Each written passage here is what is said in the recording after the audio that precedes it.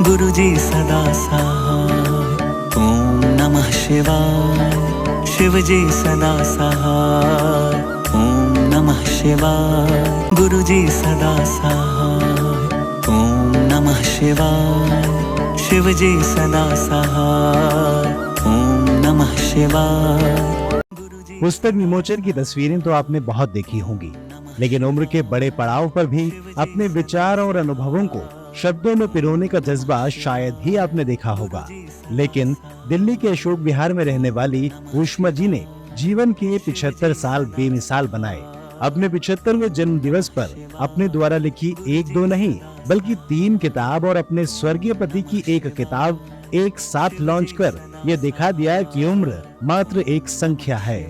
गुरुजी सदा सहाय, ऊष्मा जी और उनके स्वर्गीय पति गुलवंत फारिक द्वारा लिखी पुस्तकों मन दी ममती, शब्दन दे मोती, मन दी डायरी और गुलवंत फारिक दे 10 रूपक के विमोचन के समय अशोक विहार के सम्मानित लोग स्थानीय विधायक राजेश गुप्ता, स्थानीय पार्षदा पूनम भारद्वाज सहित कई दोस्त, रिश्तेदार और किताबों में अपनी अहम भूमिका निभाने वाले लोग भी मौजूद रहे, जिन्होंने ऊष्मा जी को न सिर्फ जन्मदिन की बधाई दी बल्कि ऊष्मा जी के जज्बे को सलाम भी किया। नमः शिवाय। Age is just a number. और सच बताऊं तो कभी कभी तो जिंदगी में जब हम लोग इस उम्र पे होते हैं, जैसे मेरी उम्र है, तो उन पे समय नहीं होता। विचार बहुत सारे होते हैं लेकिन उनको पिरोने का समय नहीं होता। दिमाग में आता है कब करें, कैसे करें, क्या लिखें। लेकिन एक वक्त ऐसा आता है जब आपके पास थोड़ा सा समय होता है। कुछ लोग अपने अपने तरीके से रिटायरमेंट की एज को जीते हैं, कुछ पोते बातियों में रहते हैं, कुछ पार्कों में चले जाते हैं, कुछ खेलते हैं, कुछ पूजा करते हैं, और कुछ इसके बीच में समय निकालते हुए अपने जिंदगी के उन अनुभवों को किताब में रूप में परोना। मुझे लगता है कि ये अपनी यादों को इसमें डाला है इन्होंने, और जिंदगी भर के लिए लोगों के लिए यादें बन जाएंगी ऐसी चीजें करी। मतलब इतनी सारी किताबों को उन्होंने करा भी, और मुझे बहुत खुशी है। ऐसा लगता है कि कभी जिंदगी में हमें मौका मिला, हम इस उम्र तक पहुंचे, जैसे आजकल कुछ पता नहीं है, लेकिन पहुंचे तो शायद कोशिश करेंगे बड़े एक्सपीरियंसेस और दुनिया को पता लगे वो क्या है। 75 साल का जन्मदिन बनाना अपने आप में बहुत बड़ी बात है। और बुक का विमोचन वो उनकी हॉबीज है, आपको लिखना अच्छा लगता है। मैं तो क्या इस उम्र में आकर कुछ ना कुछ करते रहना चाहिए। वो इतना अच्छा कार्य करिए, या हमारे जैसे जो पीढ़ी है उनको भी सीख लेनी चाहिए कि पढ़ाई एक ऐसा गुण है जो कभी नहीं बांटा जा सकता। आपका पैसा बढ़ सकता है मगर आपका ज्ञान कभी नहीं बढ़ सकता। बन सके फिर से माता जी को मेरी ओर से बहुत बहुत शुभकामनाएं।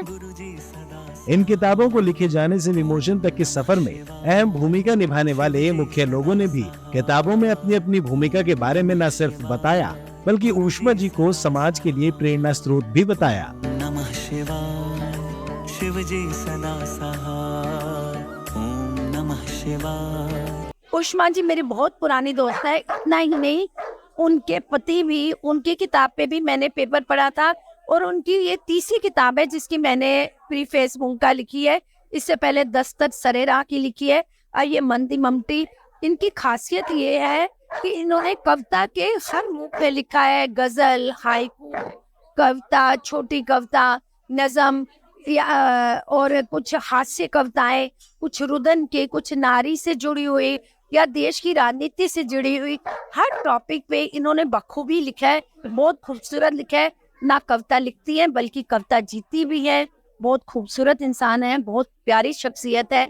आज मुझे खुशी है कि उनके बेटे बहू ने 75वें जन्मदिन पे उनकी 3 किताबें उनकी की है, और चौथी जो किताब है उनके पति की पुरानी, उनके बड़े होंगे उनके पास, मैंने से वो एक कराई। इनके साथ में मिलते हुए 35 साल हो गए इनके हस्बैंड गुलवंत फारिक जी से।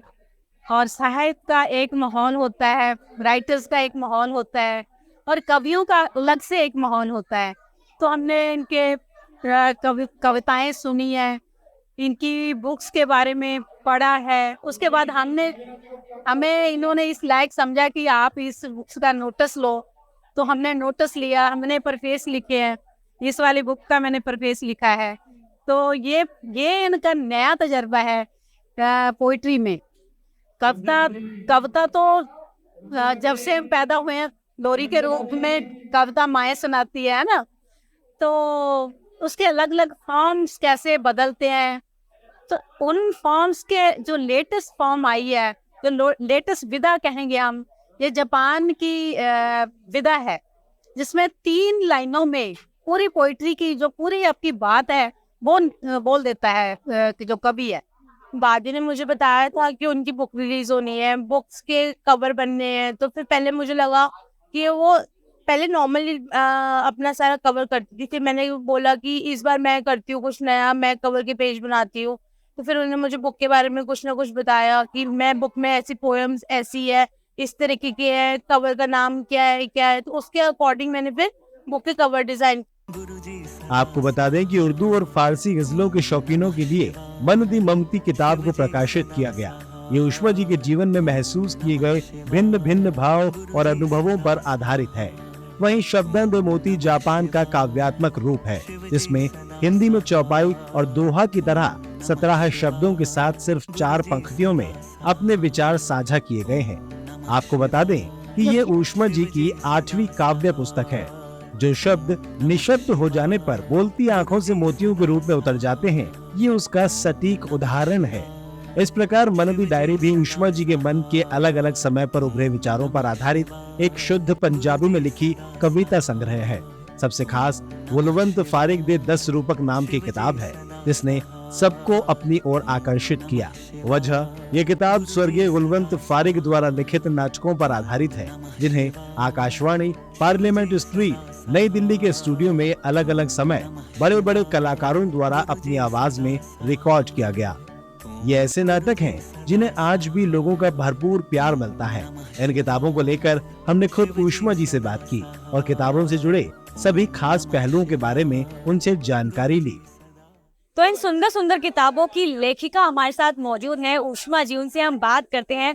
उष्मा जी, आपने इस उम्र के अंदर 1-2 नहीं बल्कि एक साथ 3 किताबें लिख डाली हैं, और चौथी आपके जो स्वर्गीय पति है उनकी भी आपने किताब का विमोचन आज किया है। कैसी प्रेरणा मिलती है आपको कि आप इस उम्र में भी अपनी कलम को रोक नहीं पा रहे हैं, लगातार आपकी कलम चल रही है? चल रही है। ऐसा था कि शादी के टाइम तब तक मैं कुछ लिखती, मेरे को पढ़ने का शौक था खाली।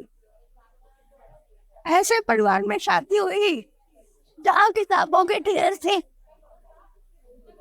ढेरों किताबें। अब मैं देख रही हूँ इतनी किताबें हैं तो मैं पढ़ूं कैसे।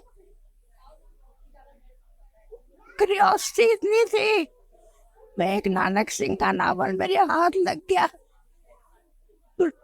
अपने ट्रांसलेटेड जासूसी नावल, मोटे मोटे टाइप में छपा हुआ, वो मैंने शब्द जोड़ जोड़ के पढ़ना शुरू किया। एक बार पढ़ लिया, फिर दूसरी बार पढ़ा, फिर तीसरी बार पढ़ा, पढ़ना शुरू हो गया। फिर एक किताब पढ़े, 2 पढ़े, वो सब ढेरों किताबें मैंने पढ़ डाली। फिर मैंने कुछ टाइम बाद सोचा कि अब पढ़ती हूँ तो मेरे को इसको लिखना भी सीख लेना चाहिए। तो मेरे हस्बैंड तो बहुत ही बड़े आदमी थे, बहुत एजुकेटेड, बहुत इंटेलिजेंट, और उनके मतलब मुकाबला नहीं। वो बहुत सम्मान है अभी आपके मन में उनके लिए। सारा राइटर सर्कल करते हैं उनका सम्मान। साहित्य अकेडमी का अवार्ड मिल चुका उनको, पंजाबी अकेडमी का अवार्ड मिला उनको। तो वो बेस्ट ट्रांसलेटर भी थे। उन्होंने कोई तकरीबन 125 किताबें ट्रांसलेट की।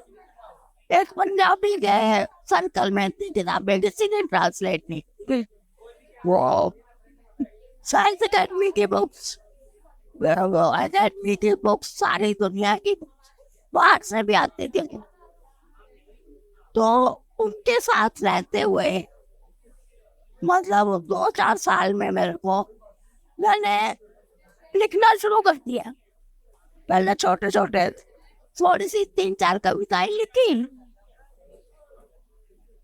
फिर लिखना शुरू किया तो गाड़ी चल निकली।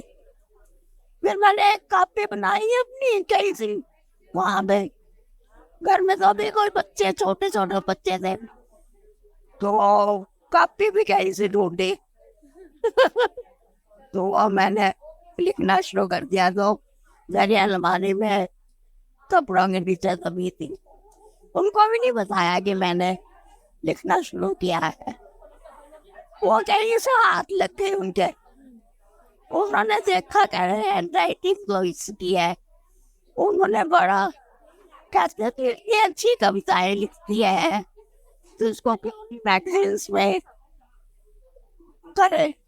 फिर उन्होंने, क्योंकि नया नया लिखना शुरू किया था, थोड़े स्पेलिंग्स मिस्टेक्स भी थी, थोड़ा उसका किताबों को पोएम्स को भी उन्होंने रीराइट किया, थोड़ा ठीक किया। तो उन्होंने खुद अपनी कविताओं के साथ मेरी कविताएं भेजनी शुरू कर दी। Very nice. वो फिर सरकारी मैगजीन्स में, दूसरे मैगजीन्स में, अखबारों में मैंने कविताएं छपने लगी। उष्मा अब तक 17 किताबें प्रकाशित कर चुकी हैं और जल्द ही उनकी एक और किताब प्रकाशित होने वाली है। ऐसे में ये कहना गलत नहीं होगा कि उष्मा जी युवा पीढ़ी के लिए किसी बड़ी प्रेरणा और आदर्श से कम नहीं है। Dimple Bhardwaj, Quick News, Delhi.